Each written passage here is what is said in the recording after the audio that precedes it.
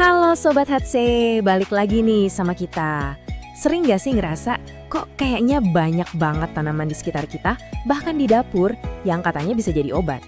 Nah kali ini kita mau bahas tuntas soal tanaman asli Indonesia yang ternyata udah terbukti secara ilmiah bisa bantu banget buat nurunin asam urat. Jadi kalau Anda sering banget ngerasain nyeri sendi yang nyiksa dan pengen coba solusi alami, atau mungkin cari pendamping buat pengobatan dari dokter, dengerin baik-baik ya, karena bahasan kali ini pas banget buat Anda. Coba dibayangin, lagi enak-enak tidur, tiba-tiba kebangun gara-gara ada rasa sakit yang nusuk banget di jempol kaki. Atau mungkin di pergelangan kaki atau lutut, rasanya tuh panas, nggak nyaman sama sekali. Nah, kalau Anda pernah ngalamin ini, Anda nggak sendirian. Ini keluhan yang umum banget buat orang-orang dengan kadar asam urat tinggi. Yuk kita kupas tuntas masalah ini sampai ke akarnya. Oke, biar gampang bahasan kita hari ini dibagi jadi 5 bagian. Pertama, kita kenalan dulu sama musuhnya si asam urat ini. Terus kita bongkar solusi dari dapur, ada jahe dan kunyit. Ketiga, kita manfaatin kekuatan dari daun-daunan, yaitu daun salam dan sambiloto. Keempat, kita bahas senjata paling penting yang sering banget kita lupain, air putih. Dan yang terakhir, ada 3 aturan super penting yang wajib banget diingat. Siap? Oke, bagian pertama. Biar bisa menang, kita harus kenal dulu lawannya kan? Jadi, apa sih sebenarnya asam urat itu? Dan kenapa kok bisa sampai bikin sendi kita sakitnya minta ampun? Yuk kita bedah. Jadi gini, asam urat itu sebenarnya zat yang wajar kok ada di tubuh kita, semua orang punya. Anggap aja dia ini sampah dari proses tubuh mengolah zat yang namanya purin. Nah, purin ini asalnya ada 2, dari sel tubuh kita sendiri, dan yang paling banyak dari makanan yang kita makan. Makanan apa aja? Wah, ini dia nih yang enak-enak biasanya, kayak daging merah, jeroan, tahu kan? Hati, usus, limpa, dan beberapa makanan laut kayak sarden atau kerang. Nah, sekarang kita lihat alurnya ya, biar kebayang. Jadi ceritanya begini, kita makan makanan yang tinggi purin. Terus, tubuh kita kerja keras buat ngolah purin itu. Hasil akhirnya, ya si asam urat tadi. Kalau kadarnya normal-normal aja sih, ginjal kita santai aja buangnya lewat air kencing. Masalahnya muncul kalau produksinya kebanyakan, atau ginjal kita lagi kewalahan. Nah loh, asam uratnya jadi numpuk di darah. Udah kebanyakan, akhirnya dia mengeras, jadi kristal-kristal super tajam, kayak jarum-jarum kecil. Dan kristal inilah biang keroknya, penjahat utamanya yang nyangkut di sendi dan bikin rasanya sakit bukan main.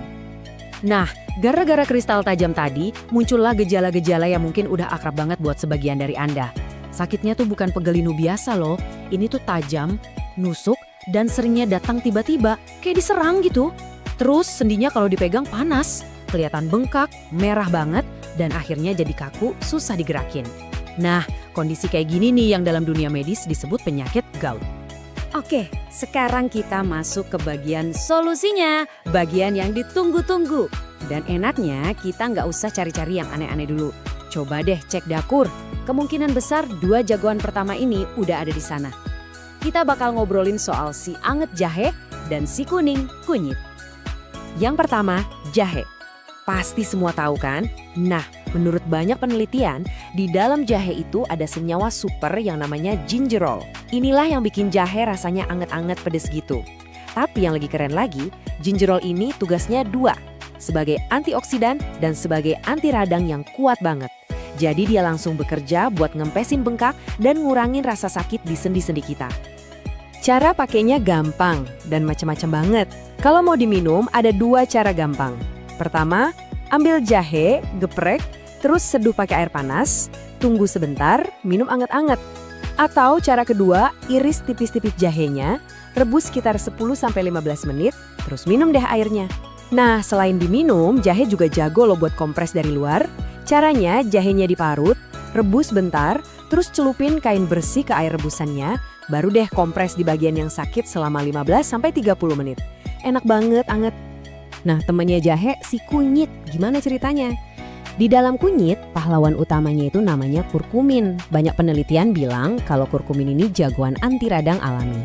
Jadi tugas dia tuh spesifik banget, nenangin peradangan yang disebabkan sama kristal asam urat tadi. Hasilnya, bengkak, kemarahan, sama rasa sakit di sendi bisa jadi lebih reda.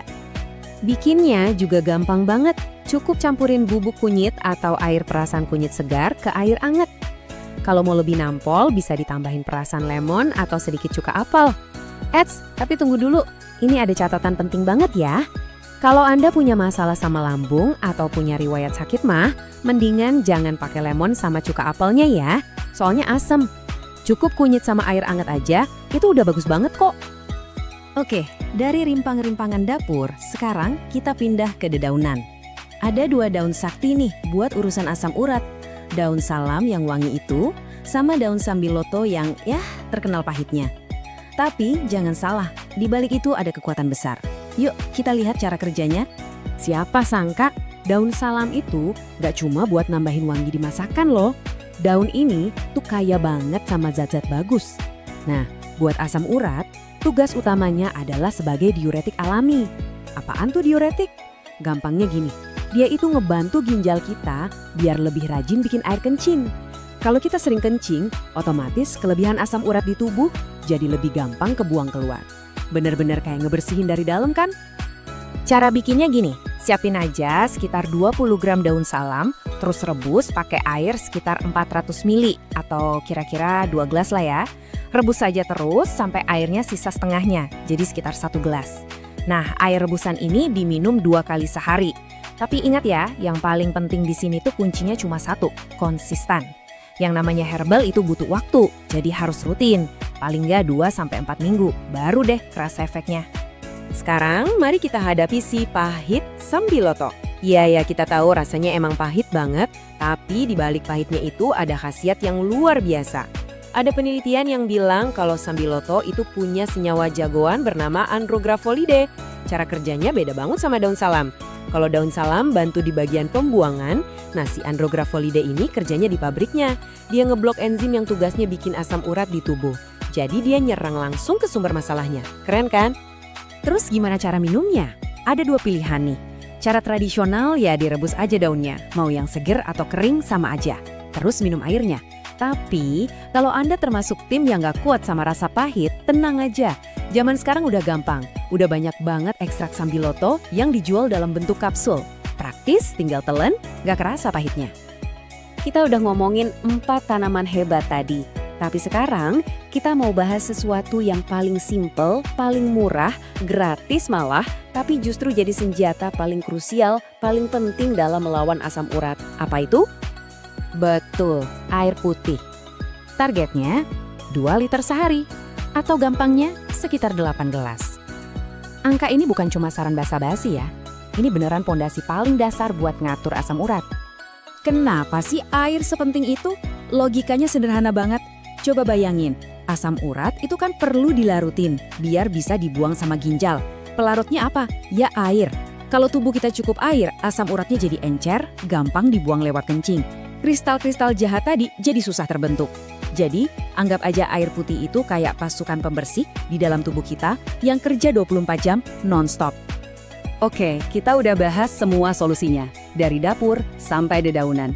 Tapi sebelum kita tutup, ada 3 aturan main yang wajib banget harus selalu diingat biar semua usaha tadi nggak jadi sia-sia. Ini bagian paling penting, jadi tolong dengerin baik-baik ya. Kita bahas satu-satu ya. Pertama, pola makan itu rajanya. Herbal sebagus apapun nggak akan mempan kalau Anda tiap hari masih makan jeroan, sate kambing, dan makanan tinggi purin lainnya. Jadi herbal itu pendukung, rajanya tetap makanan. Kedua, sabar. Efek herbal itu nggak kayak minum obat warung yang langsung cespleng. Butuh waktu, butuh konsistensi. Paling nggak 2-4 minggu rutin baru deh mulai kelihatan hasilnya. Dan yang ketiga, ini super duper penting. Perhatikan interaksi obat.